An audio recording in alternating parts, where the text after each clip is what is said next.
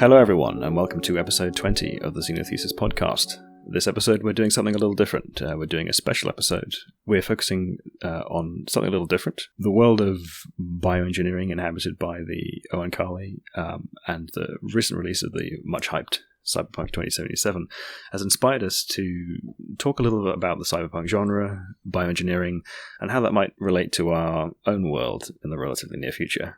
Mostly in terms of the science and technology of that world, but with a little bit of societal and political commentary thrown in for good fun.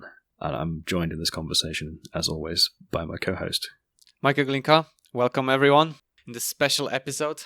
It's gonna be, I think it's gonna be great to discuss this because it really does tie in with what we were doing so far, and with the also looked forward Cyberpunk 2077. But just bear in mind to everyone, as Richard said, we will not really focus on the game itself, because I mean, my God, you can look for, there's so many reviews and gameplays, and we're not gonna do that. We're more interested about the scientific sort of perspective on the world of Cyberpunk. I say it creates a nice opportunity to discuss what that world's sort of how realistic that world is, how close to it we are, what trajectory we're on with respect to a world that looks like that, and the technology that's depicted in it. It's a nice sort of societal moment to have that conversation, because there's some aspects of that conversation that I think are very much worth having in the present. I agree. I think Cyberpunk, as it stands, is probably the one alternative ending of our sort of where our world is actually heading towards. In terms of society, in terms of technology, there's a lot of it. I mean, that reaches almost very close to what we are at the moment, and what we are aiming at in future. Well, I mean, you say aiming. I mean, I think not aiming. Sorry, perhaps aim is a wrong pointing. Pointing towards. Yes. Yeah. Sorry. It's not really the desired outcome, I think, would be the absolutely the point to draw. Yes, wrong word, but yes. Thank you for correcting me. That's absolutely correct. I say it's one of the sort of perhaps not the darkest timeline, but darker possible timelines, right? It's there are a number of aspects of the world today that I think kind of do indeed point us a little bit in that direction, and I'm somewhat optimistic that we have the ability to correct and point away, but sometimes I'm too optimistic. I think I still feel like I'm optimistic about this, but I feel like recent advances in artificial intelligence and in technology in general, I think really make you think that Cyberpunk may not be, the universe of Cyberpunk may not be as far as we, the cybernetic modifications and enhancement might not be as far as we thought so to be, right? Although, as somebody said, although I don't remember who exactly said it, but we often very underestimate and overestimate the progress of technology. So I think we should start a little bit, as is sound tradition, with some sort of definition of terms. Yes, absolutely. What is cyberpunk? So, from the definition from Wikipedia, cyberpunk is a subgenre of science fiction in a dystopian futuristic setting that tends to focus on combination of low life and high tech, featuring advanced technological and scientific achievements such as artificial intelligence, cybernetics, juxtaposed with a degree of breakdown or radical change in the social order. So we have a few more terms then to define there. So cybernetics, what's that? If that has its sort of origins with a chap called Norbert Wiener, and I think that dates back to when was he writing? I'm going to say the 30s because I can't be bothered to check the Wikipedia link, but somewhere in that general area. And it basically refers to the interface of humans and machines, or biological entities and machines, right? The ability to talk between those two things, and the integration of biology with technology. Mm-hmm. You would think of it as, I would say, not only just interface but modifications as well. So it was a field that was in sort of raise, I think, in like late 70s, 80s. But then because of a lot of turning points and let's say walls that were set up by the technology of those times, the field itself did not progress far. I mean, the kind of the early visionaries in computer science, people like von Neumann and Turing, were very much kind of like aware of the long-term implications of universal computation, right? Yes. They didn't see the realization of much of it in their lifetimes, but they thought about what the consequences would be quite deeply. Yes. And so you could sort of you saw the imaginings of this very early on in the history of computing, and you're right that it's not just sort of an interface, but the consequences of the possibility of that interface, right? The feedback loops that unlocks, and the potentialities that can be realized by modifying the technology and the biology to increase the degree to which they interface. And are integrated. So this is the reason pretty much we wanted to discuss this topic, because I think, to a surprise to a lot of people, I think this there are some already advances in this human technology interfaces, as well as technologies that have been developed to enhance our usual, normal, average body abilities, I would say.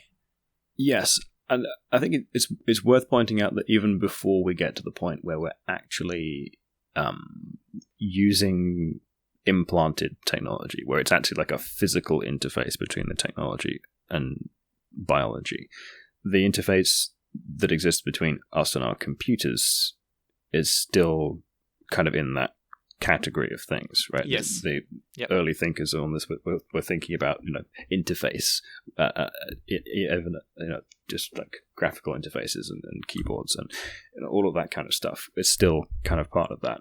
And the degree to which we use computation as kind of cognitive enhancements or cognitive augmentations is still in the category of cybernetics, right? So the fact that I can remember, the fact that I occasionally remember anyone's birthday is due to the fact that I have a calendar that tells me these things.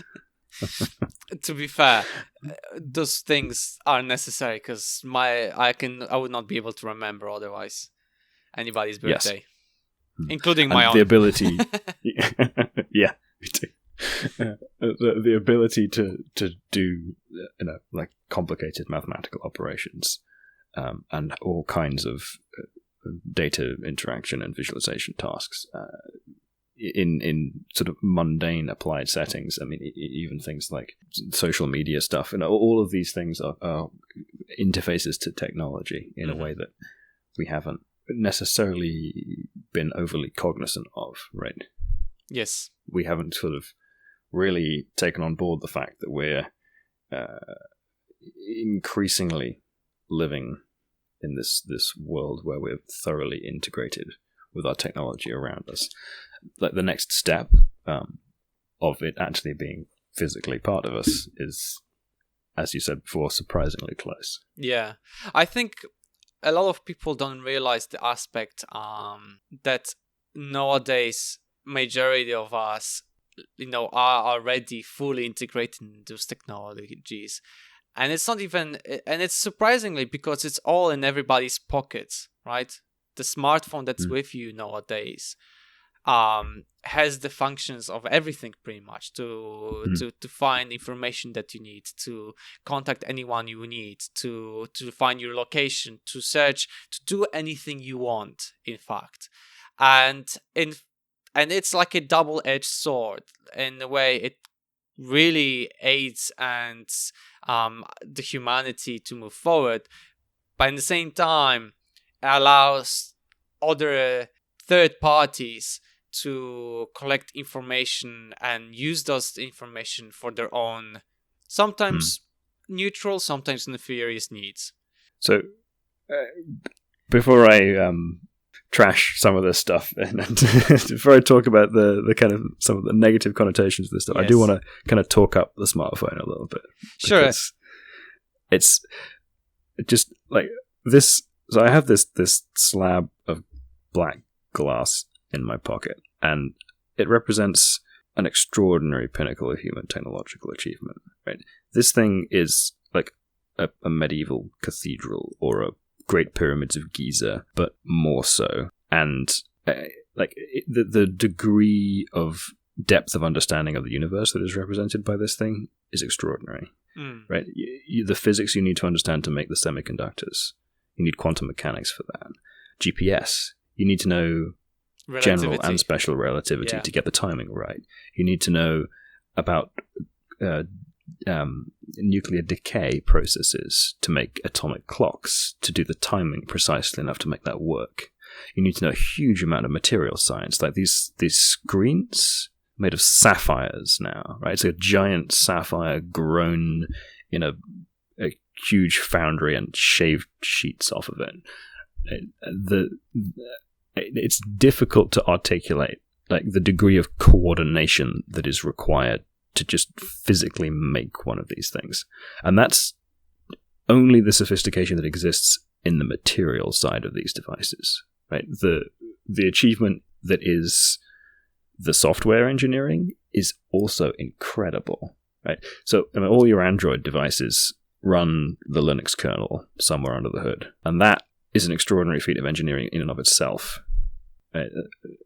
It's kind of it's another. I think it's a difficult thing to articulate and a difficult thing to share beyond a kind of relatively narrow community of people, because it doesn't have the same physical perceptual impact as the sorts of things like I say, it's one of these, like, it's a Pyramid of Giza or a giant medieval cathedral or wonders of the world type engineering accomplishments, but there's a copy of it in your pocket. Right? So you don't appreciate the scale of the effort that went into crafting it because it's so mundane. Yes, exactly. I was going to say, because it's so common, people take it for granted.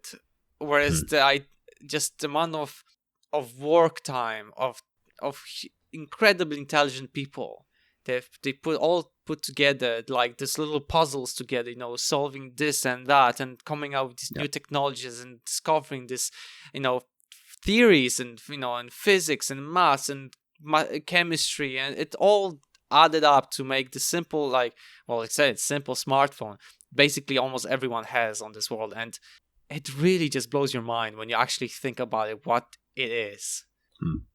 And I think it's an aspect of our lives that we really take for granted. And it's so easy to. It's because really it is easy. So innocuous. Yeah. And unassuming. Absolutely. And the thing is, and this is why I think cyberpunk is also the sort of timeline or universe that our society and our world is actually pointing towards. Because with this much of technology, right? Nowadays kids are learning programming from very young. It's becoming more and more common. 3D printing and as such, all those things are starting to become a norm. And just think about how if in the future where we'll all aim towards, like, it's that human technology modifications, cybernetics. I think that's where it's aiming, and that's why I think this is why we wanted to talk about this topic of cyberpunk today, because it's one of those things that people may dismiss, but they're actually are living in a cyber sort of punk world without even realizing it. And although I'm gonna come back a bit to cyberpunk as because there's few things that we have to I wanted to talk about a bit more about that before we go on into the technological tangent.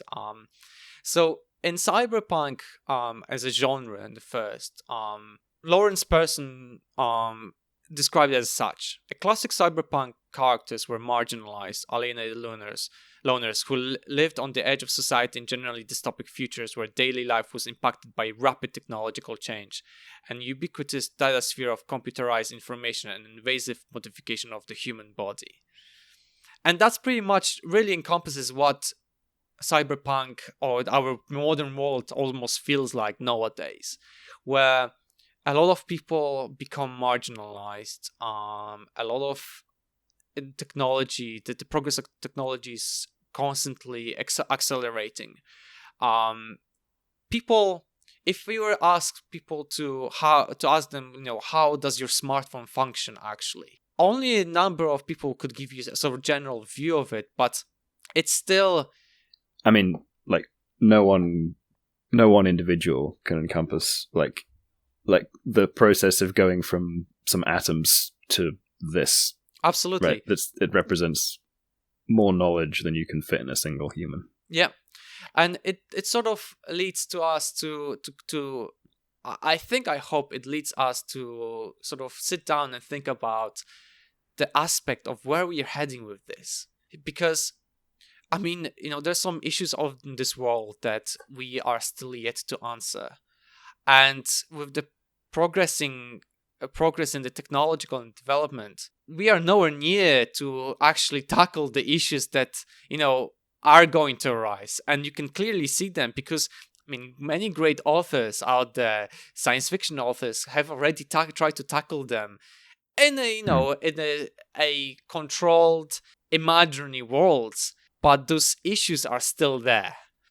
And we will have to, one day or, sooner or later, we'll need to address them.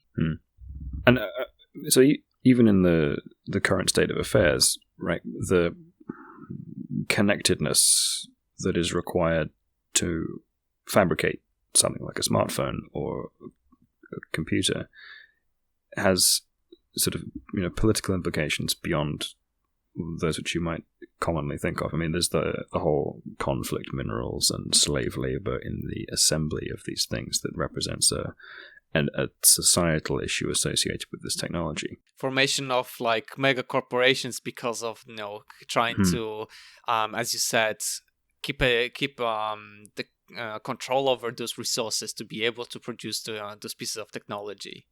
Yes, and the structure of incentives and the relationships that exists between the people in this extended network of individuals who are producing these things, that comes much more sharply into focus when you start putting them in more intimate places in your life, right? As they start to become part of your body, it becomes it's more personal, right?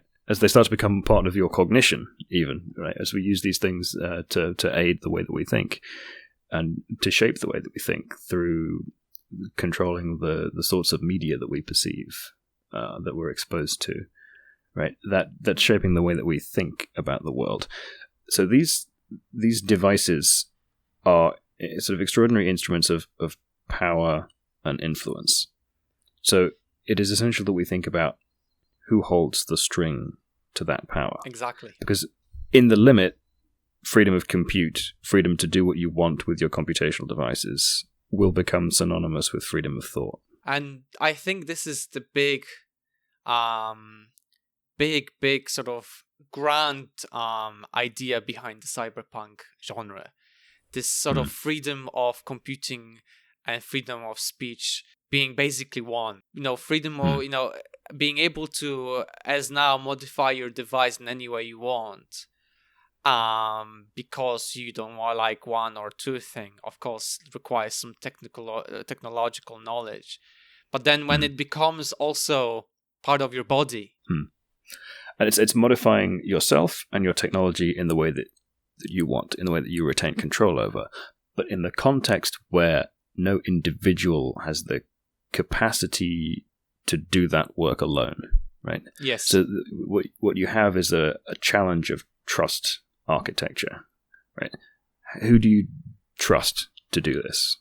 And whose incentives are aligned with your own best interest to create technology that you will use that is actually in your own interest, right? Because if you modify yourself to let's say, have some implant or whatever, and that belongs to a corporate entity, right? In the way that, in a very important sense, if you buy a phone from, say, Apple, Samsung, or any of these other companies, right, the phone kind of doesn't really belong to you in any meaningful sense, because you are very limited in your freedom to change what computations take place on that device. The people who create the operating system and the code that runs on it, they have the power to do with that device more or less whatever they want.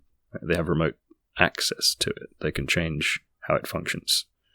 And only to the degree to which it is in their interest to serve your interest will they do so. And I think this is a point where, we need to really have not just us as every random person on the world, but also like our political leaders that we democratically vote for, to start discussing this stuff, because this is becoming more and more apparent that our laws and regulations are becoming less and less would you say that, accurate, or they're not keeping up with what is happening in technology.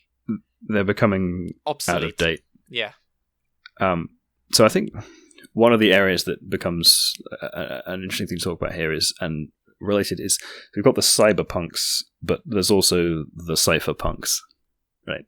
So encryption is an area that's sort of very important for individual freedom of expression, freedom of assembly, freedom from unlawful search, all of those kind of fundamental freedoms that get established in a democratic context in the physical world are dependent on the existence of kind of strong encryption available to the public, right? It's kind of if you go back to sort of like the American Revolution kind of angle, right? The right to bear arms, right? The whole Second Amendment idea, right? This notion that you have weaponry to protect yourself from government overreach. Right? There's something of an analogy between crypto and firearms in that context, right? I mean, of course, the advantage in the crypto field is that the protection is not quite the same, right? Crypto isn't killing people in quite as direct a way as firearms might, right? So there's kind of a less strong case against the regulation of crypto than there is against the regulation of firearms. Yes, it's about your privacy. Yeah, it's about privacy and about freedom of freedom to communicate with others, like the analog of freedom of assembly. Right. So in order to protect those rights, you have to have some degree of ability to resist state action. Right. That's because a government should only be in power if it is acting in the interest of the people. So the people need to retain the freedom to act in a way that is counter to the government if the government should become corrupt, right? That's the whole kind of some of the underlying principles of the of the American Revolutionary thought, right? And that model of governance that the Americans have. I think this topic, let's leave it for a bit later, because there's something as we can continue, but I just want to say something about that as well. But I just feel like we are getting a bit ahead of ourselves. A little bit. So today, we'll talk a bit about the society aspect of the cyberpunk, and then we'll, as you heard, dive into more of the technology from perspective of the actual physical technology, from the software, and then as well as the biology, medicine aspect of it. So there's just one point I'd like to finish on the crypto point. Absolutely. Just to talk a little bit about the history of that, because I kind of started there. So it used to be the case that strong cryptography of the pretty good privacy RSA sort, right? Something that's using genuinely difficult to crack asymmetric methods, was classified as a munition by the US government. So, like, strong crypto was subject to arms control in the same way that actual physical weaponry was. But there was a ruling that classified source code and descriptions of cryptographic algorithms as being protected under the First Amendment, which meant that you could no longer apply this munitions classification to cryptographic technologies, which is kind of a very important step in making strong crypto available to the public. And sort of without open cryptography of a strong kind, like the modern internet infrastructure basically could not exist. Like, you couldn't securely have web traffic, you couldn't do financial transactions. There's just no real way of having that work without having publicly available strong crypto. So it's a very important sort of landmark in the history there. And I think this is important what Richard just said, because it sort of ties in a lot to our sort of first point of today's discussion about the society, on the fact of that the aspect is that the ability to be able to have that freedom of, the ability to share that information, the ability to access, do all of this that the encryption allowed, sort of allowed to balance down the societal differences in a way, maybe. Because in Cyberpunk, we look at the universe of Cyberpunk, we have this idea of continuously increasing differences between societal classes as such, as if you could describe them. We mentioned earlier about the mega corporations, leading to everything, to controlling a lot of resources for their own needs, while destroying some countries even. And this aspect of Cyberpunk, I think, it actually hits the home too close in a way, because it's basically what is happening at the moment. Yes, I mean, I think this again keeps us a little bit away from the technology stuff. It's more societal commentary, but the way in which corporations, certainly under the US model, are currently constituted, where shareholder primacy is the model under which they work, right? So they are mandated. It is their fiduciary duty to maximize shareholder profit. Yes. As their kind of like sole utility function.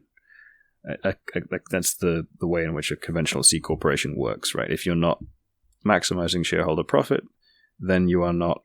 Then you open yourself up to suit by those shareholders. So you have a very strong incentive to act only in that way. This tends to produce a certain amount of short-sightedness, and it creates these corporate entities that have kind of these mind-like properties, right? The corporations are kind of their own self-replicating entities that have sets of goals, right? There's the whole school of thought of corporate hive minds and the like of it, right? But so you create these kind of entities with this like sociopathic utility function of maximize shareholder profit without regard to anything else, and that creates a very perverse set of incentive structures. Because try as you might from an sort of anarcho-capitalist model, you can't fix this issue of like economic externalities. Yeah. Right, you have without some governmental entity to ensure that externalities are actually being paid for. Right, the negative effects that like do not affect the two parties directly involved in the economic trade, those are externalities. Right, so something that is going to negatively impact on the rest of us, but might not impact on a deal between two corporations, is not accounted for in the incentive structure that governs those entities. So you have to find a way of re-internalizing the externalities, right? And that's free market people kind of get confused about this because they think free freedom of the market means freedom in all dimensions, but it doesn't. It means freedom along a specific set of dimensions. It's possible to increase market freedom by decreasing freedom in relevant dimensions, right? So creating something that is not a monopoly increases market freedom because market freedom has a specific technical meaning. It doesn't mean freedom in all ways, but yeah, this is tangent, hobby horse, right?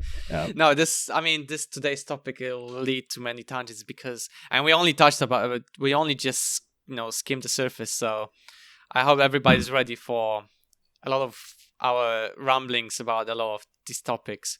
But a lot of them need to be discussed at least prompt a discussion, I would say. Yeah, I mean, so many of these things are quite deeply connected to one another that it makes it difficult to talk about one without ending up talking about the other. Yeah. But yeah, I mean, the larger point is that corporate entities have a utility function. They have a thing that they are trying to maximize that is not necessarily aligned with your own, right? The maximization of shareholder profit for a given corporate entity is not necessarily likely to align exactly with the maximization of your own individual well-being. Yeah. And the existence of that conflict between those things means that the degree to which you should place trust in any given corporate entity is limited by the degree to which you can be sure that your utility function aligns with their own. And I think this is, in a way, very sometimes over-exaggerated in the cyberpunk genre. It really we push it to the limits where in the genre that it shows that I would say, how do I say this? It often gets over described in this way, but it's an important topic to discuss because it is slowly taking place in some countries. So as Richard mentioned, in USA, this is probably the most visible when corporations are taking over certain aspects, and especially this is a bit of a rant now, but and a tangent, which I'll keep short. Nestle, keeping certain areas of America completely cut away from water. So things like this are very an essence of what cyberpunk universe encompasses, right? Yeah, there's definitely a theme of kind of the capture of governmental entities by corporate interests. Yeah, which is increasingly a theme that is playing out in the US, right? The degree to which law is for sale there is disturbing. So I think here we should. I was planning to sort of continue talking about this, but I think it's not a good time to talk about this because we need to first of all discuss about the technology. Okay. And I think the technology part will allow us to make the point later on. So I think we should start talking about the first sort of section of what we wanted to discuss is the human-machine interface aspect of technology present in cyberpunk. And I think here, maybe Richard, do you want to introduce your points? Because I think you probably know a bit more about this since you wrote the section. Yes, well, I've just put a few bullet points in here. But one of the things that ties in with what we were talking about in most of the rest of this podcast with genetic engineering to some degree, right, the biological manipulation, is that one of the things that I think we can expect to see, maybe not in the very earliest stages of this process, but before too long, I think we'll expect to see engineering of people to improve the ability to interface with technology. Mm-hmm. So one of the areas that this has already been done in lab animals is something called optogenetics. So you can take a mouse or a rat or some small animal of some kind to do convenient lab experiments on, and you can engineer their neurons to contain light-sensitive ion channels called opsins. Right? So an ion channel is what controls, to a significant degree, whether or not a neuron will fire, whether it produce an impulse, which is kind of the building block of how neurons communicate with one another in the brain. Right? So you can produce impulses from individual neurons in a very temporally and spatially specific fashion by just shining a little laser light on a particular spot of one of these engineered neurons that contains opsins. So you can basically control what neurons are firing with very precise temporal and spatial resolution in these animals using this optogenetics technology. And one of the difficulties that we have at present is in attempts to kind of engineer interfaces between neurons and our electrical technology is using electrical impulses and detection of that kind of thing. There's a degree to which you can be precise with that, but there's quite a lot of kind of leakage of signal. You can get kind of a broad picture of neurons, so that has some advantages at present. I would say, in a way, the way I imagine it, correct me if I'm wrong, it's more of like an analog to digital converters, right? Because the neurons, although they're not 1 and 0s, there's a certain concentration gradients of the ions that are being released to actually fire on the signals. And of course, in our brains, the more connections a neuron has, the more ions will be exchanged between the neuron and the axon, and basically the strength of the signal will be stronger. So now the question is, obviously when there's the interfaces, we need to first of all be able to read those signals. Secondly is to amplify that signal. Obviously there are a lot of modern technology, like it's pretty simple to amplify a signal nowadays. I mean, modern cameras do that a lot and stuff like that. So that shouldn't be a problem, but it's just the fact that understanding whenever a neuron is firing, is it actually firing or is it just some sort of background noise, let's say. And having the spatial precision to say this electrical signal came from this particular neuron exactly. is it's a very challenging thing. It's, I think, one of this recent announcements by Elon Musk of the Neuralink, having a chip in your brain, is still, I think, a far-fetched story from just sheerly from this perspective. I mean, so that's kind of where the electrical interface stuff has a bit of an there is at present an edge, because engineering something that is working at the individual neuron level is extremely difficult, but the electrical stuff can let you work kind of at the level of collections of neurons. Yes. So that and because broadly speaking, collections of neurons have kind of related functions to some degree, right? There's a certain amount of localization to areas, so you can get kind of a fuzzier picture of what's going on in broader terms with an electrical interface that's perceiving signals from multiple different neurons. Absolutely. And the precision of that may increase.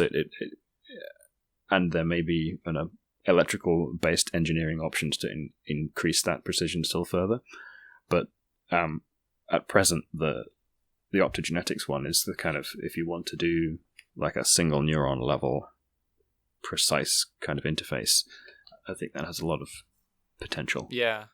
I think this is, as you said, this is a bit more further down the line aspect. Mm-hmm. Although it might be different. It might be the fact that we do actually utilize some sort of form of this technology to be able to create that bridge between human and the machine. Yeah, but I mean the sort of the point of that is ultimately the creation of a high bandwidth interface between neuronal systems and digital electronic systems, so that you can go back and forth with data between your brain and the computer at a much higher bandwidth than you can achieve by, for example, typing stuff out. Considering that the processing power of a brain is so much more than any of the current computers on the world. I guess in some senses, in some senses, yeah. I guess the limiting factor will at least at the moment would be the technology to actually. The bottleneck would be behind the machine, not the brain. I mean, I know it's the fact that our brains, thinking process, etc. is like it's maybe not be as fast as computers, but because computers can do millions of calculations simultaneously. But the fact is that our memory capacity and the computational capacity is actually much higher. So maybe with the technology, we would be able to utilize that in a better, more efficient manner. I mean, there are, I think, two kind of disjoints that are difficult to solve. I mean, one is kind of like the clock speed issue, right? So we run at, I forget exactly, maybe a few hundred hertz, right? So it's a relatively small number of operations per second, but it's highly distributed. Whereas computers run at multiple gigahertz, so many billions of operations per second. So we have a kind of that translation issue, right? Because computers are much more serial, and we're much more parallel. Yep. And then there is also, as we kind of discussed before, like how exactly we encode stuff.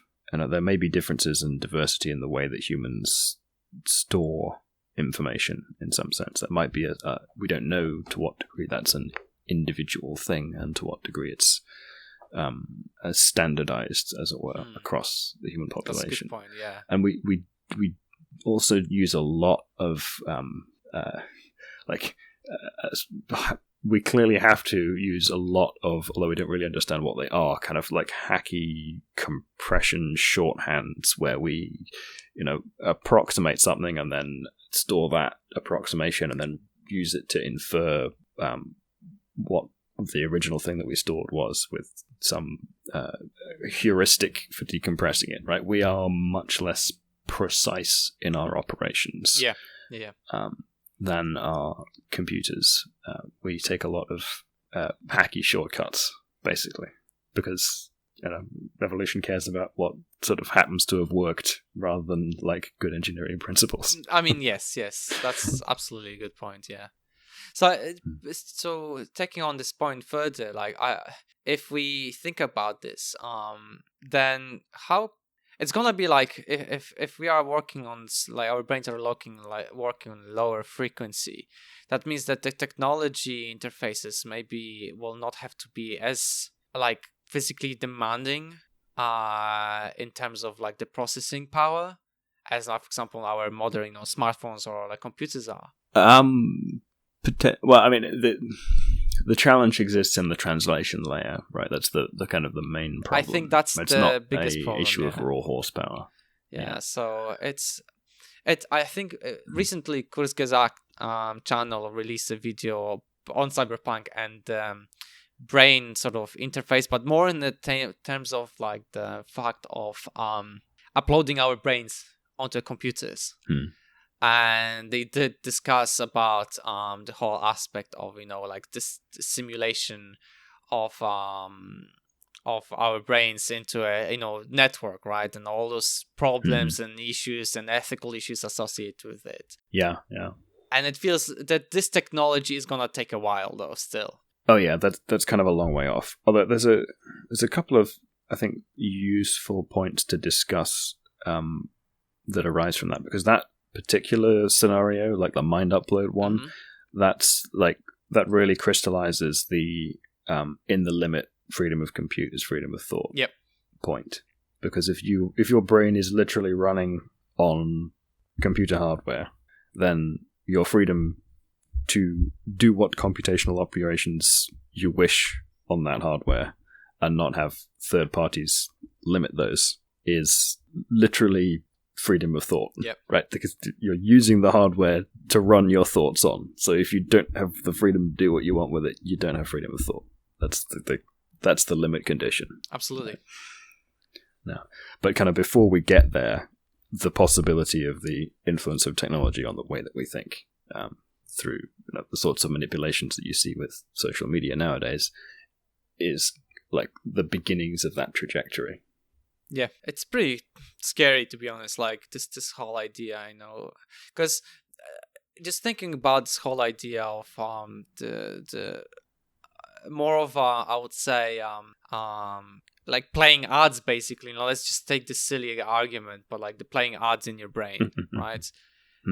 You have the ability, for example, to connect to any device because you have an interface to your brain, and you can use that to search and upload any knowledge you want. But then like YouTube, you have to wait 25 seconds for an ad to finish, right? It's a silly Yep, it's a silly example, but it delivers the point. Insert the clip from Futurama here, where Frey, of course, yeah, we go. Where he wakes up in from a really ridiculously vivid dream, and says, "I had this crazy dream about this product," and oh yeah, it was an ad. When he tells his colleagues about it the next day, it's like, there are ads in dreams now. Yes, that's the way we're going. Yeah, it's just, I remember this one clip when he went to Apple and he got like this, basically a chip behind your eye and stuff like that. It's just, this sort of idea of like the freedom of being able to modify your body, but then owning that hardware because it literally is part of your body. It's not so much the hardware. Well, right? Hardware and software, to be honest, the open ability. Yeah, so it's like when you were physically in possession of a piece of hardware, you do have a lot of freedom over it just intrinsically, right? If I have a phone, I'm free to smash it. Yep. Right? There's not much that you can do about that, right? You can't put DRM on the phone that stops me from hitting it with a hammer. Yet. Until it's made into Transformers, basically. So once I'm trying to use my robot arm to hit the phone with a hammer, the DRM can stop me. And that's the big problem, right? Yeah. That's the problem, right? Yeah. So if I'm using my prosthetic arm that is owned by Samsung to smack my Samsung phone with a hammer, somebody at Samsung might decide, you can't do that. And there's very little I can do to stop it, unless I have freedom of over what's running on the hardware, right? Freedom to control what the software is. Yeah. Just I should probably at this point bring up the kind of the ideas from like the free software movement. So that there's a certain philosophical distinction to be drawn between open source software, which is software where you can see the source code, right? So the human written part of the software that you can compile or interpret to run on hardware, right? The ability to look at that is open source, but there's a bit more to free software than just the ability to see the code. Mm-hmm. So there's the freedom to run the code, not just the freedom to see it, right? So things like DRM might try and, or digital restrictions management, digital rights management, might try and prevent you from running certain forms of code. Then there's, so that's the sort of freedom 0, right? Freedom to run it. Freedom 1 is like the freedom to see the source code, the freedom to look at it, the freedom to modify it to your own ends, right? So if you don't like something in it, the right to be able to edit it. Like if the code's been made public, I can make a copy of it, I can change it, I can run the changed version. Yeah. Right. If I have freedom 0 to run it, then there's freedom 2, which is the freedom to distribute it. Right. So the freedom to distribute copies of the source code however I see fit. Yeah. And then there's freedom 3, which is the freedom to distribute modified copies without, for example, the DRM parts or in the software. Well, yeah, that's most relevant to the freedom to run it bit. But so if you have the first and second freedoms, then DRM is less likely to exist in the first place. Yeah. But yeah, so software that is released under licenses which give you those 4 freedoms, like the GNU license for GPL3 and certain Creative Commons licenses. There's lists of the right kind of licenses that respect these kind of freedoms up on the Free Software Foundation's website if you're interested in that technicality. But so if you have software that is subject to one of those licenses, then you have kind of the ability to review it yourself, but you also have the ability to have trusted communities of people who are looking at it and reviewing it and creating modifications to it, and who are kind of whose interest it is in to maintain it in a way that is respecting of the user's rights, because they are users of it, and because like social opprobrium will be attached to attempts to introduce things like digital rights management or privacy invading aspects of that software, right? If you have an open source tool and you introduce those things to it, people notice and they get pissed off and they fork it, make their own copy and remove the bits they didn't like. Pretty much, right? Yes. It gives, right. It gives them that ability. And it is worth pointing out that free software does not necessarily mean financially free. It doesn't mean gratis in the French or Spanish sense. It means libre in the French sense. Free as in freedom of speech or thought, not free as in free lunch or free beer. Yeah. There isn't a good word in English that does that distinction. In a way, it also makes sense if there's a community or at least a group of people working on something and one does want to continue for them to work on something in their time, there has to be some sort of gratification for the work they're doing in a way. I mean, the economic models around free software are often kind of cited as a challenge. Yeah. But so there are many successful businesses that at the very least operate an open core model where the core of their software that is available to the public is open source and released under one of these free software licenses. And it might be the case that it could be reasonable to say business-to-business relationships don't necessarily have to be governed by this rule, but business-to-consumer require a free software license. So you could still make money in B2B, but in business-to-consumer, you have a different kind of model. And there are many models, increasingly, for example, you have the pay what you want model being relatively successful for people who are content creators. I think it's because people appreciate after what you did, especially after they really appreciate they tend to pay more than... The payment is for the work and the time spent, right? It's developer time that you're paying for when you do that kind of supported model, as opposed to when you have software licensing of the proprietary sort, stuff that's might be protected by copyright law. You've created that's where you've kind of created this artificial monopoly that supposedly protects the ownership of that creation, that kind of invention, or product of the company. But frequently, especially as copyright law becomes extended for longer and longer periods to protect these artificial monopolies that are designed to, or should be, were originally intended to try and provide the sort of incentive for people to create products, so they had a period where they could profit from it. Like, as that gets extended longer and longer, it just becomes increasingly a mechanism of rent seeking. Yeah. As opposed to actually producing anything productive. And it very much it creates a lot of perverse incentives to have this closed source and non-free software, because if you have the ability to kind of change the software however you like, and the users don't really have any capacity to change that, right? The costs of like switching to some other product might be very high, and even if they need a kind of relatively minor change, it's not something they can implement because they don't have the source code. So there's a lot of this kind of lock-in problem that you can't solve there, and there are the incentives for individuals making proprietary software are more or less to, in the long term at least, screw over their users, right? It creates a power imbalance, because if you control the software, you are effectively incentivized to extract from the people who are using it, either in information through surveilling them and selling that on. But even sort of simpler stuff like having the company go out of business and cease to exist.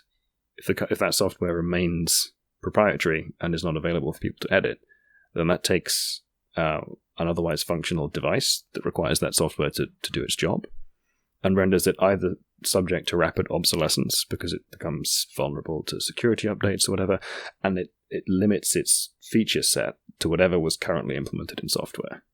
Right? You can't. It's a big issue actually in our field with like lab devices. Absolutely, this is right. So there are so many biotech companies that make machines that run in labs where like the development effort on the software is pretty crap to start with, and then there's no support. And it's basically proprietary software that only runs on certain operating systems that certain age, and modern operating systems cannot handle it because they're too modern. And it's one of those aspects where and even if you run them because they're so outdated, they're a massive security liability on your network. And that's why often old. A lot of computers that using for specific equipment cannot be connected to the networks because they are prone to basic security breaches because of that software. So it really leads to the aspect of one thing is the software, one is the hardware. Where do you connect them? And I think often the more it's not the hardware that's the issue; it's the software that leads to the problem. Oh yeah, and many times like I don't know, things like like plate scanners, right, or gel imagers, like bits of technology that are commonplace in a lab, have like you could do a huge number of different things with those, and you could use all kinds of interesting software tools with the instruments that are present in those devices. But you are limited to a very small subset of possibilities that were envisaged by whomever wrote the pretty basic software that comes with the device. It's the limitation of the things, like you only can do one thing on another, but in reality... It's like embedded software is where you really see this being a particularly problematic issue, because it's kind of so tightly coupled with the hardware. Yeah. Going back to the human-machine interface, you have a few more points here that I wanted you to sort of give us a bit of brief explanation, if you could. Absolutely. What was the specific? I was curious about the transcranial magnetic stimulation in particular, but also the deep brain stimulation. Oh yes, this kind of returns back to what we were talking about before with the kind of broader effects on many neurons. So there are devices called deep brain stimulation things, which is more or less someone sticks an electrical wire, very fine one, into a certain spot in your brain, and then you can produce some electrical impulses that isn't that like the basics of, for example, hearing aids in some aspects? So cochlear implants, not the conventional hearing aids, obviously, but the cochlear implants are somewhat analogous, but they're only they're peripheral, right? They're going into the nerve. Forget the name of the nerve, but they're not deep brain. They're shallow brain, for lack of a better.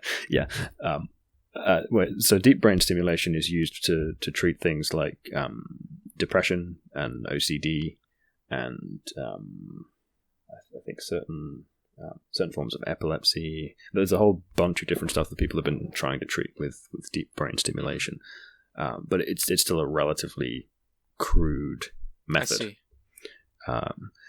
But it's another one of these things where you having control over it starts to become really interesting, because let's talk a little bit about like current stuff that people have embedded in their bodies. Okay. Right.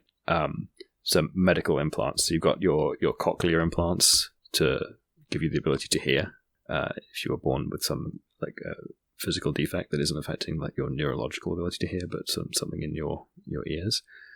And then there's things like pacemakers and embedded defibrillators. And in the relatively near future, we'll probably see artificial retinas. There's been a lot of work in that area, though those are not yet in people's bodies. And then there's these deep brain stimulation implants, which are used sometimes to treat like very severe depression. There's been some success there. It's a bit hit and miss. But so that one actually has a really interesting a kind of a visceral impact. Like imagine, so there's some video you can go and look up of someone who's had one of these deep brain stimulation implants done and to treat depression, and they're tuning it right? They're trying to pick sort of the particular set of electrical signals they want to give out. They've basically got a couple of knobs, and you can see this person go from like visibly sad, depressed looking expression on their face to like elated as they twiddle the knob, more or less. Right. So you can like modulate someone's mood from like suicidally depressed to elated. That sounds a bit horrifying, I would say. Yeah. Especially if you could do it remotely. Exactly. Right. So it and one of the things that characterizes these systems that are currently embedded as medical tech is they have really crappy security. Oh yeah. There was a case. There are so many instances for pacemakers. Like recently, pacemakers. Has been shown to be so because there are simple RFID chips. So basically, any sort of radio frequency reading can you can read those then, and they're not encrypted in any way. They're not protected. So a fella things like I think. Wi-Fi and Bluetooth have been used. And I think there was an example of somebody actually physically showing they could stimulate those, for example, pacemakers and lead them to overcharge and basically kill the person by either basically leading the person to go into cardiac arrest. Yep. Actually, another one that I forgot to mention is insulin pumps. Oh, yeah. Yep. Insulin in large doses is lethal. Pretty straightforwardly, right? It's relatively straightforward to accidentally kill someone with insulin if you put too much in there. And doing it on purpose by hacking an insulin pump, definitely doable. And I think this is the big part of where the cyberpunk genre really hits the nail on the coffin, where basically imagine the universe where a lot of people, a large majority of the population has some sort of implants in them. Doesn't matter what it is. And suddenly things like it gets hacked. I want to talk about it a bit later, but things like viruses, botnets, well, you can name whatever you want. And basically, your pacemaker will be mining cryptocurrency for Chinese hackers. Your elevator heartbeat means that somebody is crypto mining on your pacemaker. God, that sounds so weird. But it is one example of things that basically, if somebody wanted to cause a massive harm to society, I'm not even talking about the leaders, right? Good leaders, and that could potentially be vulnerable to such things. If you want to cripple society, there you go. It's one of those things that really scares me, and I think it could be used like at scale or at an individual level, right? You could do the kind of imagine ransomware attacks. God, can you imagine hardware, like a pacemaker being under ransomware and you have to pay to actually live? So like if someone did a ransomware attack on your pacemaker, a message pops up on your computer that says, unless you pay X cryptocurrency to this wallet address, you will die in the next few minutes because we can jack your pacemaker, right? And similar kind of stuff could be applied to imagine the ransomware on that deep brain stimulation device. It's just it makes. We will make you horrendously suicidally depressed unless you pay us a fee in crypto. Like, you can imagine somebody just going like, I don't care about this world and how many people I take with me, and just because somebody has hacked into that deep brain chip. God, it's horrifying. And I think this is what one big part of cyberpunk, because obviously we can talk about the technology, like the physical hardware technology, how close we are. We're not really close to it. There are some things that, we can talk about, like, recently there's been a paper about contact lenses that allow you to zoom. So when you blink twice, it allows you to see a magnified image. And, things like robots and prosthetics, very advanced prosthetics and stuff like that. I mean, even today, though, that kind of stuff begins to...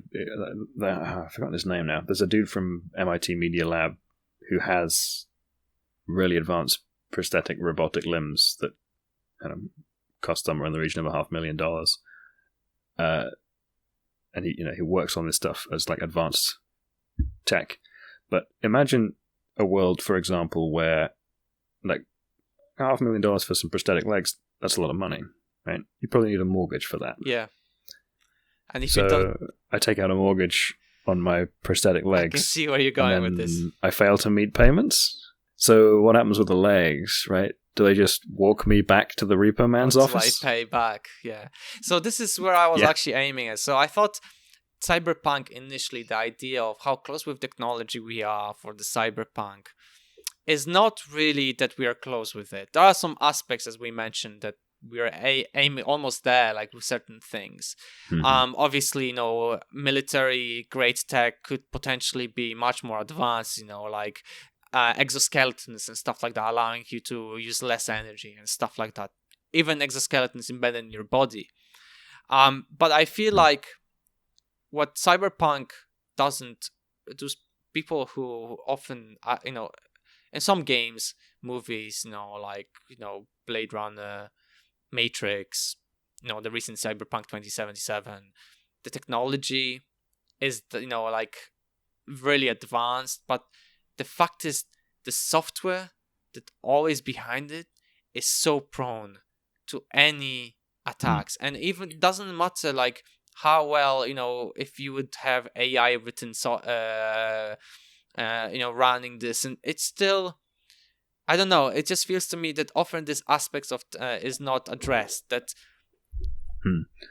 And actually, to bring full circle the points we made earlier about software freedom and the vulnerabilities of these, even today's implants to a cyber attack, right? If you have free software and the ability to run software of your choosing on that hardware, then you have a much greater guarantee of security, right? I mean, there's never a 100% guarantee of security, but you have like anyone who is sort of really concerned about their security will run software that is open, because the only way to know that it is genuinely resistant is to put it out there and have people try. Yeah.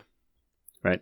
So we used to be in the situation of like security through obscurity, right? We used secret ciphers, right? So back in the Second World War, like the Enigma and these other codes that we used, right? The methods by which the encoding took place was concealed. Yes. But this meant if you could find it out, you had a leg up in breaking the code. If you want something to be secure, you say, this is how I'm doing it. Can you break it? And you put it out there, and everyone hammers on it like crazy. And if they can't break it, then you have a reasonable guarantee that it's going to work. So you get much better security through a publicly scrutinized set of tools than you do through one that is concealed. And like this is often, people often think that, you know, Apple is kind of secure with their like technology, and it's actually completely full of holes. It's just nobody knows about them, or fewer people do. I just wanted to remind everyone of all the 2000-something, 14, 15 leaks of personal details. It wasn't just for the fact it was from the devices, because the private photos and videos were uploaded to the cloud. And that was the issue. And I think this is a good point where I think a way to prevent things to actually being hacked so quickly would be making sure that the interface that those any sort of implants in any body you have would not be connectable via radio waves. So any Wi-Fi, Bluetooth, anything, only a physical connection to a computer would limit. I'm not saying it's a solution, but it would limit. It certainly limits your attack surfaces, but there are many benefits you can get from having wireless connections. So I mean, but I feel personally like the bulk that of the it would have to security be limited gain. this way. Because it's just like, you know, if you go to a cafeteria where your device automatically, you know, your implant automatically connects to the open Wi-Fi in the cafeteria, and somebody just goes, you know, sends a funny virus, and you just start, you know, wildly masturbating in front of everyone with your prosthetic arm. You know, it sounds funny. Where'd you get this? I don't know. I just thought it would be the most like embarrassing thing that somebody can. Oh, for example, your arms taking off your trousers, right? Like it's a silly thing like that. But like just imagine this whole situation. This Uh-huh. is just like a silly example to a much more serious problem. And it feels to me that that would be a problem, and a way to prevent things to happen. But it's still not a way to go about these things. So I think one thing that is worth noting is all of this data that large corporate entities in the kind of the surveillance capitalists, as it is appropriate to call them, right? The Google, the Facebook, Apple claim to be respecting your privacy. They're playing the long game. Don't believe anything they say. That's PR, right? They want to be their own surveillance capital system and just sell their customers solely to outside entities, right?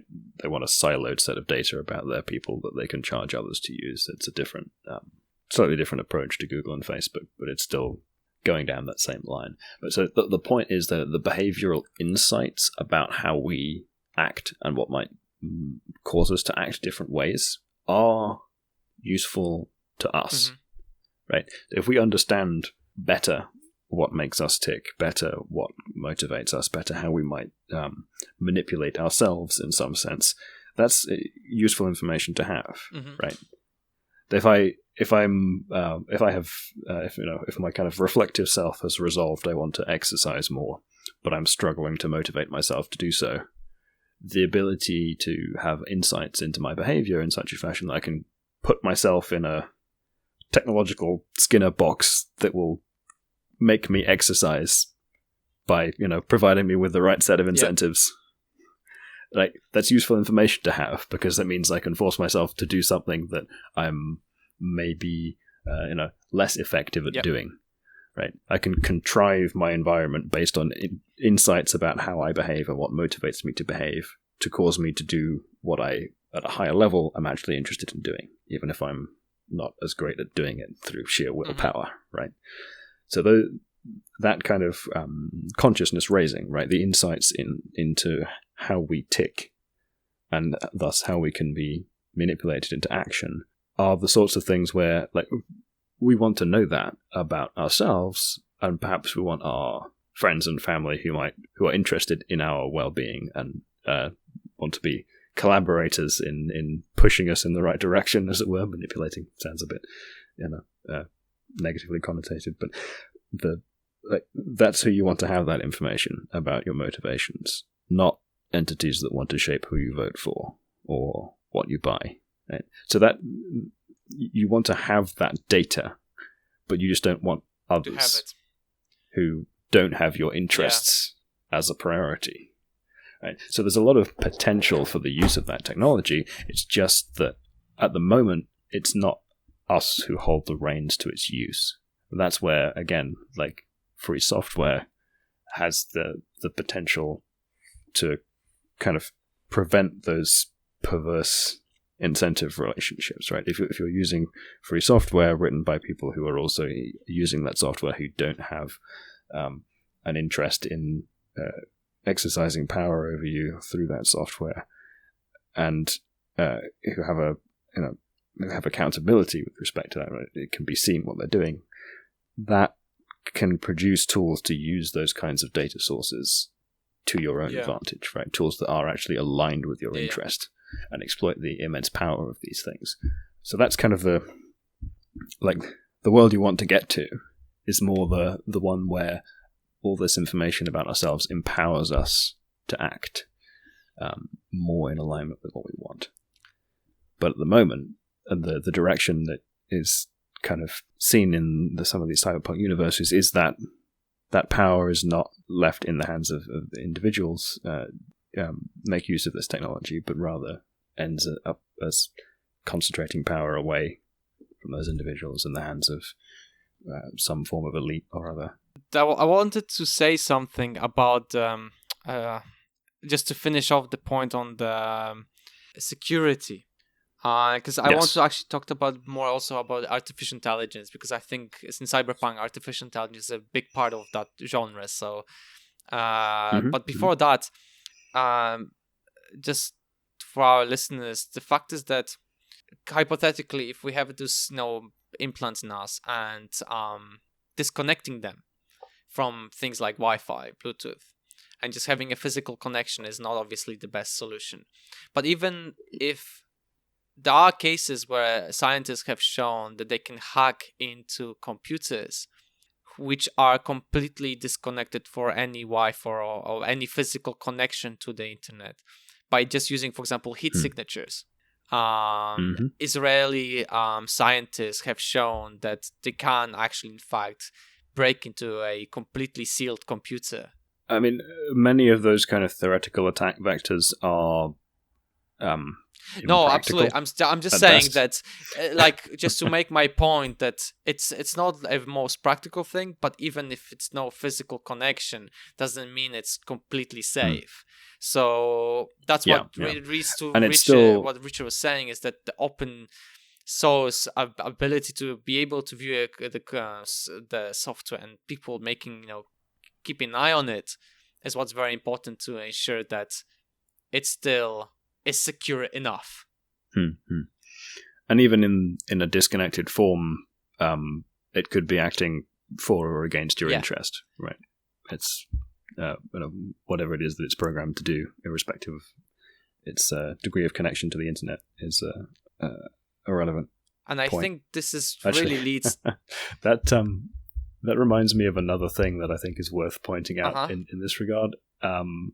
So just recently, a couple of weeks ago, there was a big outage at AWS, Amazon Web Services, who provide web hosting for like a huge proportion of internet services. And people who had Internet of Things devices like Roomba vacuums and certain smart doorbells. Yes. They just stopped working, right? So you couldn't ring people's doorbells and you couldn't vacuum your house because AWS was out. I honestly don't understand this. Like, why would you even want a bell that's connected to a Wi-Fi? Like, I just don't grab this concept.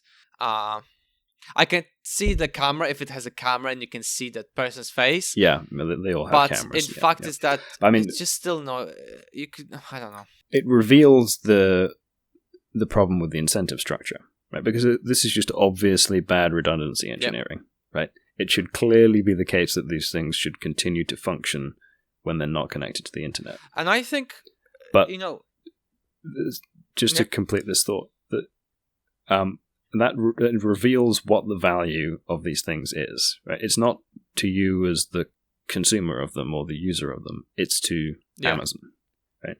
They have no value to or to whomever is producing them. They have no value to them if they're not sending telemetry back to them, right? If the Roomba is not somehow informing them about the layout of your house or whatever, if the doorbell is not somehow transmitting information to them about what's going on outside your house, how often, who visits you, it's not. There's no that's not useful. To Amazon if that information is not going back to them. So it's not engineered so that it will work when it can't do that. Yeah, and this is where I think this really leads to the idea of an AI as well. Problems with AI, because as I mentioned earlier, Cyberpunk is really also about this artificial intelligence, and it's just not like humans, robots that are behaving like humans that are basically artificial, because that's way too far in the future for us to even get this. So I don't think there's need to discuss this, but I think it's more about the collection of the information, as Richard mentioned, things like doorbells and the cameras and stuff like that, and Roombas and the layout of your house, etc. Right? But the fact of the modern use of artificial intelligence, for example, like face recognition, where, for example, in China, wherever you're walking into a subway, there's cameras pointing towards the stairs, and everybody's face is basically noted and immediately connected. And I remember seeing this video where basically VIPs were basically, had one color of a box around their face, basically saying, in case anything happens, those people are first to be evacuated from any danger or stuff like that.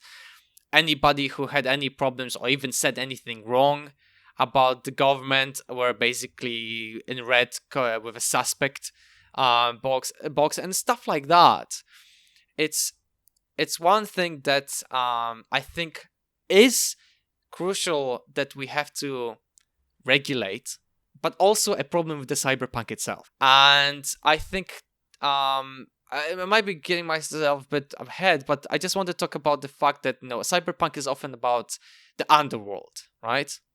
And the concept of that, like those criminals, let's say, enhancing their bodies to be able to do whatever they need to do. Let's say assassinations, be faster, quicker, more precise. Mm-hmm. Yeah, I mean, so I think a bunch of the stuff we've talked to up till now, like the sort of incentive that proprietary software creates for the exploitation of users, and the surveillance capitalist business model that's kind of emerged out of that, with extracting behavioral insights from data volunteered by the users of those services, and then turning that around to use artificial intelligence to predict and now increasingly to manipulate the behavior of those users on behalf of interested parties who will pay the surveillance capitalist businesses to get those behavioral manipulations or to get those insights into the future behavior of their users. And I think this is the big problem with like the existence of underworld in the universe of cyberpunk. Yes. So all of that functions to concentrate power away from individual level. Yes. Right? It puts it in the hands of elite institutions and individuals.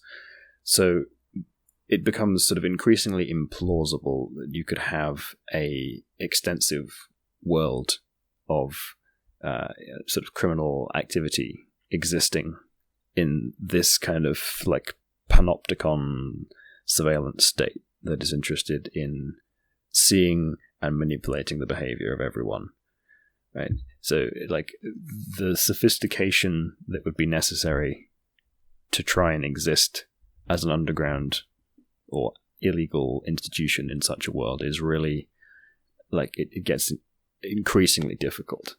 But I mean, even just being in a city that is kind of being in what, say, Shenzhen is becoming, yeah, it will be increasingly difficult to be someone who is kind of outside the law in any even in an innocuous sense, right? So there's already the existence of these systems that will if you jaywalk, right, if you cross the road somewhere that's against the traffic laws, the cameras will do facial recognition on you, pick up who did it, put your face up on the billboard of public shaming, and fine you. Just take the money straight out of your account. No due process, no consideration over whether or not that facial recognition software is actually accurate enough to do that reliably, or the possibility of like spoofing it to consider especially you're someone the else. fact of the deep fakes and nowadays the techno. Yeah. And the ability to draw together many different factors, right? So it's not just facial recognition, there's gait recognition, right? So just the way that you walk, like the length and cadence and shape of your strides is uniquely identifying, right? So like the possibility of evading surveillance, and if you buy anything with what is becoming sort of the common currencies, say like I think it's in China the WeChat payment thing, right? That's completely transparent to governmental entities, right? They can see what you bought. So the ability to construct all of the different points from facial recognition and gait recognition and what you bought, right? It's almost impossible to even be in a city that has this kind of surveillance apparatus and exist outside the law of whomever it is who controls that, unless there is some built-in protection in that system that prevents the powers that be from looking at all of this. Yeah. No, that's why I think this is this idea of like with for example, I think Great Britain at the moment has like the highest number of cameras per population. Yeah, we have an insane density of surveillance cameras. And it's ridiculous. And in fact, if there is is such a vast surveillance, and then facial recognition it will be introduced. Basically, like privacy in general is then in danger, and I think this is why we wanted to discuss this factor on our cyberpunk genre, is just because at the moment the world is slowly trotting this way, and we need to sort of put a stop on this before it's pretty much too late. And the aspect of like this helps would help, I don't know, making the society secure, it doesn't really stand, because in the fact is that those people that need to be surveilled, they would be surveilled anyway in manners that that don't need the rest of the population to be put under surveillance as well. And there's an interesting problem that emerges as a feedback mechanism that compromises our ordinary legal protections and rights through the existence of this technology. So, for example, again, taking the US case, because US laws in the media a lot, it's easier to learn stuff about it, right? The existence of all of these services surveilling our communications means that Fourth Amendment protections against unlawful search and seizure and the like are very heavily compromised. Because if you surrender a bunch of information that it would otherwise require law enforcement to have a warrant to search you to get voluntarily to people who will just sell that information to the government, they have a loophole to get that information. So it is not illegal for the government to buy information that it would be illegal for them to obtain firsthand. Yeah. There's a big case going on with this and something to do with the IRS at the moment. Right. So the compromise of rights in the digital space leads to the compromise of rights in the physical space as we increasingly live in the digital space. And we have a whole... this represents a kind of big societal problem that we've really not been addressing. And there is this kind of false dichotomy between like security and privacy, this kind of trade-off. Like you can't directly trade off one for the other. You very rarely gain much security by compromising your privacy. It's been shown so many times that breaking the encryption, creating backdoors to encrypted apps means nothing, because there's always another one that's going to be raised, and just whoever wants to keep using encryption will use. So it just makes the normal society vulnerable to people that shouldn't have access to their devices. So it makes no sense to do it. It just exposes all of those who've had their privacy compromised to manipulation by other powers, be they lawful or not. And it really doesn't give you much additional useful information about that can be applied to security. I mean, like the evidence of this from, even like the NSA Dragnet surveillance programs, people have testified to the fact that these have yielded like 0 terrorism arrests, right? There might be like 1 or 2 cases, right? You surveilled like the telecommunications of the entire goddamn planet and caught like 1 dude. Yeah. Was it really worth the effort? The fact is that most of it was just used. Honestly, it's a matter of it makes no sense. And this is just an example. It's a false trade-off. An example of those things that should not have had taken place in the first place. Yeah, and many of the kind of freedoms that underpin democratic societies are precisely placing constraint on the exercise of power by the state on the citizenry. Most of the American constitutional amendments are in some way restricting the power of the state to act against its citizens. Right? That we have done this before in the physical world, and increasingly we need to do it for both state and powerful corporate actors in the digital space, because we have this kind of gets into something I was perhaps going to talk about a little later, but we have a whole new arena of civil liberties, a whole new battleground over civil liberties that exist in the digital space. Right? The various freedoms that are kind of enshrined in law in the physical world, the like freedom of assembly, freedom of speech, freedom of thought, freedom against unlawful search, freedom from self-incrimination, right to due process. All of these things are more or less non-existent in the digital world at present. I mean, take even something like due process, right? When there is when there is censorship on social media platforms, there's not really any due process associated with the mediation of that. Right? We don't really want these unaccountable corporate entities acting in quasi-governmental roles in digital spaces. Right? We have a whole new set of digital civil liberties where we have to assert. Sorry, it's just because at the same time, it feels to me that there's also a problem with that from the other perspective.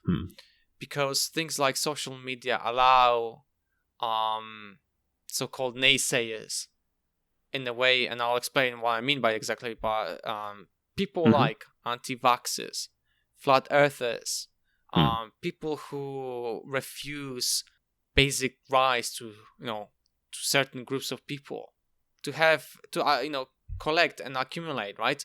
And in a way, I see the problem here with what's being said is that there's one thing, I'm playing devil's advocate in a way here, that one thing is that those corporations are limiting without due process of certain expression of views, right? But at the same time, certain views are just plain stupid. I mean, the ability to be able to stupid, right? Everybody, it's the basic right, human right to have the opinion. But at the same time, that opinion doesn't mean that it has any value. When there is a danger of humanity raising, for example, and mostly for me, it's about anti-vaxxers, right? The whole idea of the vaccinations causing autism, idiocy, and stuff like that. This is where I find it problematic when people have the ability to express their opinion without them being questioned, right? Yes, and this is where there is a challenge in the new space, because it's not merely the freedom to speak, but who gets their platform amplified. Yeah, that's the difference, right? Because when someone had something irresponsible and idiotic to say in the old days, they didn't get much of a platform. Now it's easier to get a platform. But a part of that is, I think, the issue with the incentive structure that exists for the platforms. Right? If the incentive is to maximize the time that you spend on the device, the click-through rates on ads, and thereby their profits, then it is there is a strong incentive to be divisive, to increase engagement, to have those manipulations of psychological traits. If that is not the incentive structure that governs these new public fora, right? If the incentive structure is in the interest of like democratic interest of the people, right? Of promoting the kind of the rough consensus opinions, of actually fostering conversation in greater depth between people with more extreme views, and emphasizing the consensus position, right? Giving more volume to those voices that are in the more moderate space instead of those that are in the more extreme, then you no longer have that issue that exists. I think the problem that causes those bad choices of things to amplify is in the incentive structure of the platforms. I don't think it's a fundamental I see problem with it. Fundamental issue with having those kind of rights to freedom of expression on these sorts of platforms. I think it's because of the incentive structure that exists for them. I mean, so an interesting example of this is so that there's an interesting tool that was developed for doing public consultation. I think it was actually originally developed in Seattle. It's called Polis. and it's now used quite a lot by the Taiwanese government and a number of places around the world. And this is it solicits input from the public about policy decisions, right?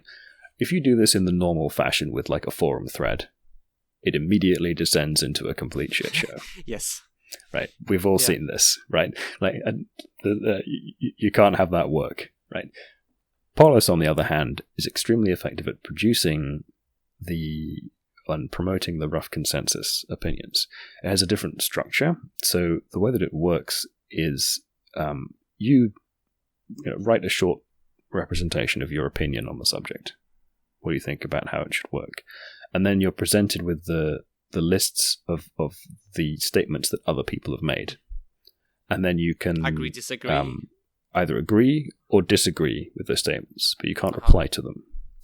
And then in order to kind of visualize and look at this result, they use principal component analysis and k-means clustering to pull together, like, this is the rough consensus opinion, like that you're located in a space of these are the people with whom you agree, these are the people with whom you disagree. It kind of pulls out, you get a picture of the map, like a three-dimensional map of opinion, and you cluster in with this other group of people.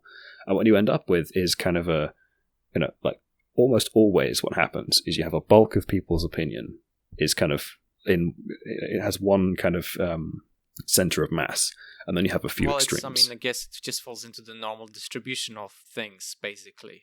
Exactly, right.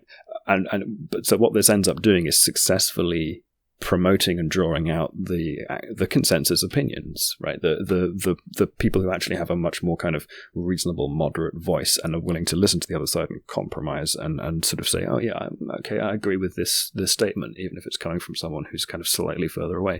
It pulls together that sort of middle, right? This kind of, it's often talked about in politics when you have these sort of two party systems, like the silent majority. But this method is actually very successful at actually extracting the opinion of that silent majority, who usually don't have their opinion heard because it's insufficiently in alignment with the tribes that happen to be arguing over the point, right? And if you're not offering an argument that's in favor of tribe A or tribe B, then you're basically an enemy of either of those two things. No, to be honest, I think a way, a solution to a very persisting problem. For example, in the ways that, for example, I would often like to see something like this more in how we make decision on who we vote for, right? Because the idea is of people being we're going off massive tangent here, but let's continue it because I think it's important thing as well to discuss that. When the European Union Parliament voting was happening, the one thing I really enjoyed about it was, although I need to say I am pissed off at that I couldn't vote because of the my local council, but doesn't matter. The fact was that if it didn't go, there are certain aspects that they were asking, and there were certain points of you can choose. What do you think about this? How do you feel about this particular issue? Right, that's especially problematic at the time, let's say, or at least raised.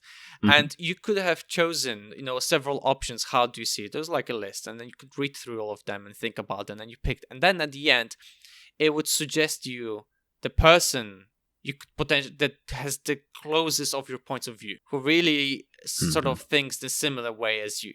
And I think this is something that should be implemented more. That the fact, first of all, the concepts and the certain people have said have been fact-checked. And second thing is that if there's anything, instead of like looking at obviously personal history of politicians is important because some of them are absolute. No, I was going to finish this, but basically, their personal lives shows often the effect of their character. But at the same time, if you're not interested in the character, but what they plan to say to do, and they do it, that's probably the best way to sort of get people to vote for people that you want to vote for. Yeah, and the popularity of tools like that. I forget the name of the group in the UK that does this, but that shows you the policies and says, okay, you're most in alignment with the policies of this political party. Those tools are increasingly popular, especially with younger voters. Yeah, I think because considering the fact that internet is now overflowing with the information, it's hard to filter out everything, especially when social media, as you mentioned earlier, works by conglomerating all the like groups. So even with the dumbest ideas you may have, will find someone who has similar idea, and just to dumb society just keeps growing. It just shows the aspect that it's important that things like this are important to be implemented more. That this is a crunch of sort of the information, the basic aspect that everybody can understand. And if everybody wants to read more about this, there's a fact checking and source to things that people said. Mm-hmm. Yeah, so I mean, education in media literacy, and how to consume content in a environment where there is kind of a certain amount of information warfare taking place is a very interesting. It's an area of education that increasingly we need, but we haven't had enough of. I think it's interestingly, Estonia and Finland both have this quite prominently featured in their educational curricula because they're both exposed to a lot of Russian media propaganda. I think. Sorry, it's just because I think that the problem is nowadays that often more than not, like there's a lack of critical thinking lessons, right? You say that schools often, critical thinking, aspect, how to analyze information with critical thinking, right? Most of them, they don't actually do what they're supposed to do, like how to properly teach it, how to be skeptical of things. It's often too theoretical and insufficiently applied. There's hypothetical scenarios are too theoretical and not applied to actual real world scenarios. That's the problem, I think, that often these things are failing at. But I just wanted to say that, well, we went over the massive tangent here, as always. I mean, it's not bad. It's those things have to be discussed and talked about and go out there. So I don't know, maybe we should move on a bit to more of our aspect in medicine in the cyberpunk. This one last sort of section of our today's discussion. What do you think? Let's talk a little bit about that. I mean, I suppose it relates a little bit to what we spoke about earlier with the kind of genetic engineering of humans to interface with the technology. But that's clearly not the only genetic engineering we're going to be doing. With the advent of CRISPR technologies and the possibility of germline genetic engineering in kids, that has enormous potential to do things like eradicating rare genetic diseases. So there's a collection of 5,000 to 10,000 rare single mutation diseases that you can basically eradicate that whole class of diseases by doing germline genetic engineering with CRISPR-like tech in kids. And indeed, even before that, doing embryo selection is something that's being done a lot. So pre-implantation genetic diagnosis and screening is what's referred to in the industry as well. So there's a whole bunch of diseases. I think the list is expanded. Last time I checked, it was a little over 600, where you can do you can fertilize an embryo and sequence it and check if they have this disease, and then pick embryos that don't for implantation in IVG. And I think this is going to be a big part of it, especially in in future. Especially, it's not just about diseases. I think I want to go a bit more dystopian. So just to say, so that's like the current state of the technology. That's currently where we are. It is currently the case that we're in the process of eradicating these rare genetic diseases through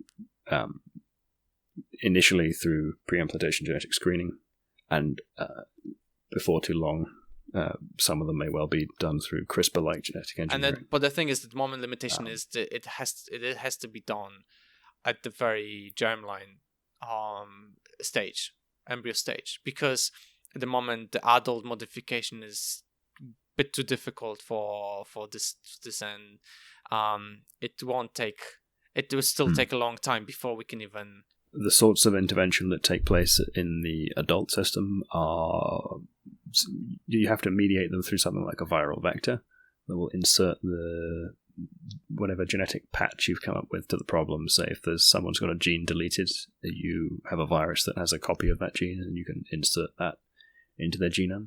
The success rate of that is not great. And also, if you'd have to deliver it to every cell in the body, it's just not feasible, because you will still have some cells expressing the original copy of the gene, and then that will lead to maybe reduction of the symptoms a bit, but it still eventually the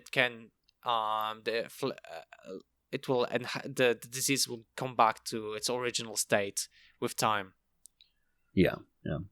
So I mean, there are certain specific systems, like some like in the eye, treatment that might impact on neurons in the eye with a viral vector has a unusually high success rate. It's also very self-contained. It's a very sort of if you do an intraocular injection, it stays in the eye. It doesn't really get much beyond the optic nerve. So that has a lot of there are treatments to treat genetic diseases that will cause blindness. And I guess because that's a closed environment for that such treatment. Yes. Yeah. Has a high safety likelihood because it's such an enclosed environment. And other things like treatment, for example, there's a possibility of treatment for things like sickle cell anemia by replacing stem cells the same way that you might do for leukemia. You knock out all of the blood stem cells and you replace them with some that don't have the sickle cell mutation, and then all the blood that's produced subsequently no longer has that mutation. Right. So there are certain specific biological systems where you can apply this where it's likely to have a much higher success rate, but there are a lot of tissues where that won't work well. So the germline method ends up being a lot more effective. If there's for example, history in the family and stuff like that. Plus it has both it's the double-edged sword of being heritable. Right. If you make the change in an adult, you're only changing the somatic cells, so that's the idea, so you don't affect the offspring. Whereas if you change the germline, you affect all the cells, including the germ cells, so you affect the offspring. So if you're doing something like curing a rare genetic disease, you probably want to cure that in the germline, because you don't want someone to grow up and have to have the same problem of not having to undergo some kind of treatment or IVF in order to have kids that won't have this condition. But at the same time, then there's people are concerned about the possibility of introducing potentially damaging mutations into the human germline, so that it might negatively impact on your ability to have kids in the future. So it has two sides to the germline thing. But I think.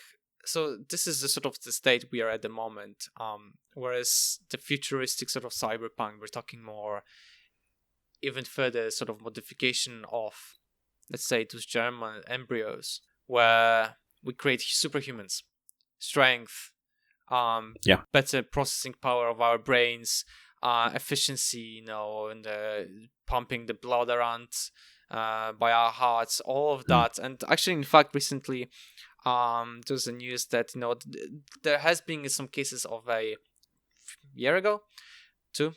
A Chinese scientist was found to be doing illegal CRISPR modifications to human embryos. He then disappeared, but then reappeared after some time. But then again, actually, don't know how much truthful this information is, that CIA has released the information about that China is trying to generate superhumans, right? And the fact is, it's not an easy feat to do such thing, But considering the fact that it does fit in on our sort of conversation discussion today about the cyberpunk, where human modifications are taking place, and addition of humans will take place in future, initially for only the richest, and then maybe once the technology is more cheaper for others. But I don't think it'll be that much cheaper. But it shows that there's gonna be an imbalance of certain aspects. Yes, so access to this kind of gene modifying technology, particularly certain areas of it, has the potential to produce these kind of societal inequalities with the wealthy able to afford it. But there's one thing about this that I think is a sort of underappreciated as an effect of the possibility of doing this. It's that you will be able to produce more specialized individuals, right? Because it's almost impossible to dial up everything, right? You end up with some kind of compromise, right? If you want to be a sprinter, you need different things than if you want to be a long distance runner. Absolutely. Right? So I can't make you both Usain Bolt and Mo Farah, right? The slightly different characteristics that you need to be good at both those things. So one of the implications of the possibility of doing genome engineering is that you will be able to be engineered to be sort of naturally adept at a very particular set of skills. I have a particular set of skills. Which kind of has... yes, yeah. Liam Neeson. Oh dear. Sorry, please continue. Yeah, it got me thinking about one of the things that comes up is the whole, making the super soldier idea, right? The person who could potentially achieve what Liam Neeson achieves in those Taken movies in real life, and survive attempting to kill half the army of whomever it is who seems to be kidnapping his daughter, right? That's the although I suspect that kind of like advanced military genetic engineering stuff, I mean, there'll probably be some of that, but I don't see it being that geopolitically popular in the near future, because the equation of like choosing to engage in a hot war in the context of nuclear weapons is not great, right? It has a whole risk profile that can end up destroying the world, right? Whereas the possibility of engaging in proxy conflicts through technology like drones and other sort of non-conscious, non-human containing hardware, like if you're fighting with those and just destroying one another's assets, you're less likely to be embroiling yourself in a conflict that could escalate to a nuclear exchange. So I'd see the priority of like creating super soldiers as being kind of a bit lower than you might typically expect from the portrayal in fiction. But yeah, I mean, there'll be a few people who are interested in that, definitely, and might well be genetically enhanced special forces units. That could be a thing, but not like mass armies, I wouldn't have thought. I guess also is an aspect of like, I'm thinking of a medicine perspective of like, there's been conversation about headless bodies for like organ transplants and stuff like that, because bear in mind, cyberpunk is one thing about like those cool weapons and modification, like helps you to run faster, jump higher and stuff like that, but as well as things like we mentioned pacemakers, but how about if we could have a fully artificial heart that is never going to run out of, it will forever is going to beat, like, because it has a mini nuclear reactor or something, like this. I'm being silly right now, but the concept stands. Meaning that you don't have to worry about some cardiovascular diseases that affect heart. That your body's gonna pump the blood no matter what. Your heart's gonna be strong. It's continuously. Same with like other things, liver. Like or kidneys, for example, a little dialysis devices inside of you that help you to perform dialysis because your kidneys are not working. And there's the one thing is having them artificial. The second is like having them lab grown, right, organs. Because Cyberpunk genre does indicate that if the technology is so advanced, potentially the medical technology, biological technology is also as advanced. Absolutely, yeah. I mean, so many of those things, like the prospect of an artificial heart or artificial kidneys, like people don't appreciate the degree to which biology is nanotechnology. Right? There are so many complex, subtle, molecular, chemical level things that are occurring. It's not like a kidney is not a filter, a heart is not a pump. Right? There is a lot more to the function of those things that you would have to recapitulate in technology to replace them. So doing the bioengineering version of it, right, tweaking them to increase their performance in a more bio-native context, as it were, is a much more realistic near-term prospect than outright replacing them in many ways. At least replacing them in such a fashion that is unambiguously better in all respects, not just in certain specific, more narrow regards. So I think I think this point here, the modification of humans, and I want to sort of go back to the social aspect, if I may, because I think it really nicely ties up everything what we said today, and goes back to the concept that, for example, some media, especially games, but books, in general, the cyberpunk genre tackles is the social differences. And I think the biggest problem and often question, especially for example games like Deus Ex tackles, is the pure human versus modified human aspect, right? It's not anymore about skin color or anything, because basically with the cyberpunk genre you can be pink if you want it. That goes sort of somewhere else. It's the matter of like, were you modified, were you lab grown in a way, let's say, although this sort of what's the word, this problem, or like I remember people, like when the IVF was introduced first time, the first successful IVF concept, when people were like tube grown, right, like lab grown. This is like you come from a tube. It's not really but it is the word that they used in Gattaca is degenerate, right? They had the people who were, and actually no, that applied to a specific, that was people who were pretending to have genetics that were different from their actual genetics, right? As opposed to just like the unmodified, right? But yeah, so yeah, that divide between the modified and the unmodified. So I think this aspect of like inequality, because nowadays the social issues still apply to to sexes and skin color and origins, where you come from.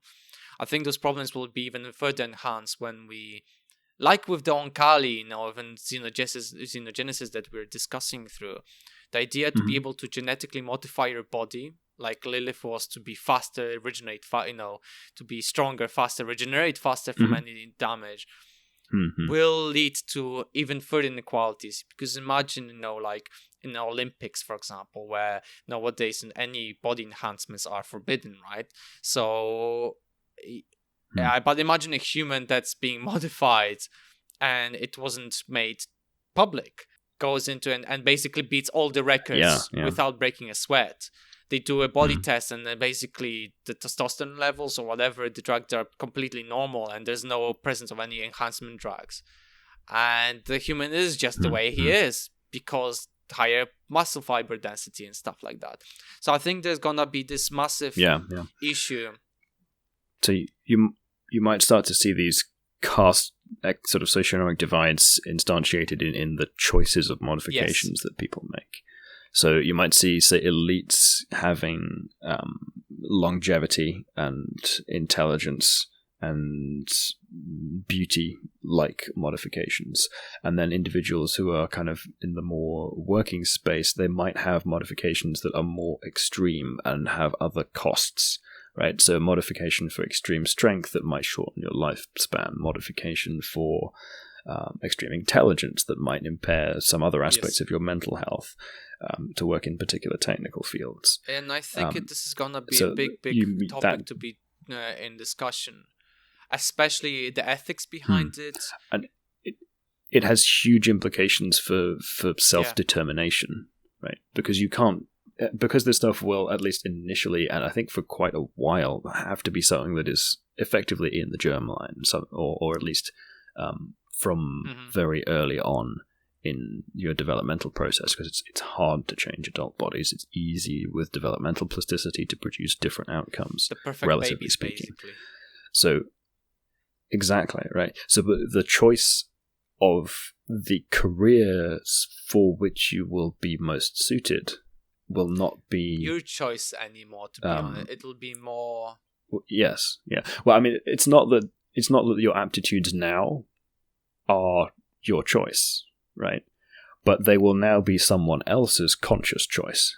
So instead of having no determination and kind of a more even distribution of chance for a particular random set of attributes, we now have the ability to choose a specific set of attributes that we will endow our offspring with, and thereby shape what careers to which they will be most suited.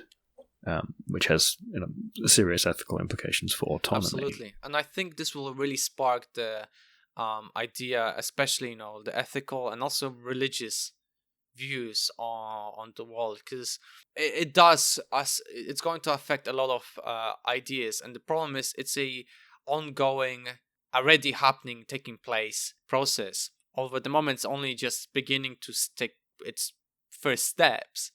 But, who knows by 2077 if we don't have the technology to actually do it, and already people designing babies. I mean, the beginnings of designer babies Yes. have already taken place, like you mentioned, with He Jiankui doing the first CRISPR babies. But selection for particular traits is already kind of like a commercially available product. If you want a particular sex or a particular eye color, you can pay to have embryos selected that will have those traits. This is the direction of travel. Yeah. I think this is a very important aspect that will have to be discussed in future, in a few decades. Yep. As I said, again, to bring a connection to what we talked about before, like, this is a fraught topic. This is a difficult conversation to have. It's a nuanced subject, and there are many extreme views about it. So having the capacity to have well-reasoned and informed public discourse and consultation on these issues, in fora that will not inflame our passions in the interests of ad revenue, but rather promote our democratic autonomy to decide how, as a people, we want to move forward with these technologies, is more important than ever. I think it's going to be a lot of these things that we discussed today will take place in a public forum discussion in near future, because technology is moving forward, and no matter what you do, no matter how much you want to argue back that it's it's not gonna be that bad, it's going to be, because we already have technology for this. It's just making it optimized for certain aspects. So we have the choice of how we're going to use it and how we're going to govern its use, but it exists, and we can't put it back in the drawer, nor would we want to, because there are many good things that you can achieve with it. As much as also many bad things, but it's this master of... This is the case with all technology, though, right? The technology grants us additional capabilities, right? The ability to do more and always with the ability to do more destructively than constructively, because that's the nature of things. Is there are more ways to arrange things in bad configurations than good configurations, right? There's a relatively narrow set by comparison with all the ways you could set the world up that are better by comparison with many that are worse, right? So we have this challenge of threading the needle, of making sure that we use the added capabilities that we have to create a world that we want to live in, as opposed to a dystopian nightmare. I think you're absolutely right. And I think on this note, this is a good point, I think, where we could finish this, because I think we've discussed this in a really comprehensive way, where it really talked about basically the technology, the hardware, the software, and the interfaces. And I think all of these topics will become more and more present in the everyday discussion and news and media outlets. I mean, they certainly need to be, right? There are many other less important subjects of less profound import for our near-term future that are occupying too much airtime. And some of this stuff will, I think, before too long, start forcing itself into the public attention. You would hope that all these topics that we discussed today will start, being discussed in a way to ensure that they are not skimmed over and not too late for them. That we are discussing this too late. When things already are taking place, that are beyond basically everything what we have seen so far. Without successful public discourse on these subjects, the powers that be in one form or another can slip stuff under the radar that will entrench their vested interests. So unless we have this public conversation, we are at risk of heading down that dystopian route, rather than one where the power of the technology is used to serve the interests of the demos, of the people. I think so too. And we need to get ready for this. And we don't want to end up like the remaining group of people in Xenogenesis books, suddenly waking up in a place unknown to them, that they have no control over. So I think this discussion will have to really start taking its place and taking the toll on the modern society now, when we can introduce it in a controlled manner before it's too late. Yes. So I guess with that saying, okay, thank you everyone for listening to us. It's been, it's a long episode with a lot of tangents and a lot of discussion about a lot of different topics. Yeah, thank you very much for indulging us in this conversation. If you made it this far, that is. Yes, if you made it so far. I think it's. Yes. I think this conversation for anybody interested in the topic will be beneficial to read upon more. Yeah, we covered a lot. Maybe. Maybe it'll be easier. It would be beneficial for people to read upon this topic more, especially when I have to make references for this. Because my goodness, I'm gonna spend days on this. Yes, hopefully this serves as a useful jumping-off point for people interested in some of these areas. We covered a lot of ground. We did so in a slightly non-linear fashion, but that's to be honest, the way we do things. Like if you look at our notes and the way discussion went, we just basically jumped all over the place, parallel. But I think it matched the conversation pretty well. I think it went, yes. Yeah, we covered the ground that I think we wanted to cover, even if in not quite the same order. But many of these phenomena are deeply interconnected, so yes, it can be tricky to navigate them in a defined order. It makes a sort of correct order of things, or at least discussion goes smoothly enough about it. So with that, thank you very much for listening to us. I was Mike Klinker. I was Richard Acton. Thanks for listening to us. Goodbye. Bye.